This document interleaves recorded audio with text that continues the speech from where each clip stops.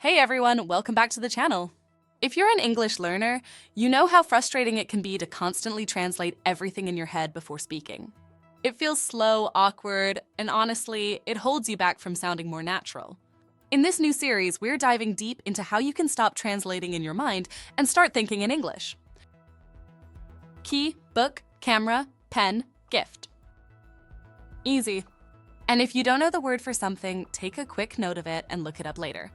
The point is to start replacing those mental translations with direct English thinking. Trust me, it works. Okay, here's a bonus. When you're naming things, focus on the pronunciation too. If you're unsure, you can check YouTube videos or online dictionaries to make sure you're saying it right. The goal here is not only to name things, but to say them the way a native speaker would. One great tool for this is something called YISH. Type in a word, and you'll hear real people saying it in context. For example, let's search for the word computer. Watch how native speakers say it. It's not computer, it's more like computer with a softer T sound. And that's it for today's tip. Start naming objects in English wherever you go. It's a small step, but it's the beginning of rewiring your brain to think in English. In the next videos, I will come back with more tips and tricks. Make sure you subscribe so you don't miss it.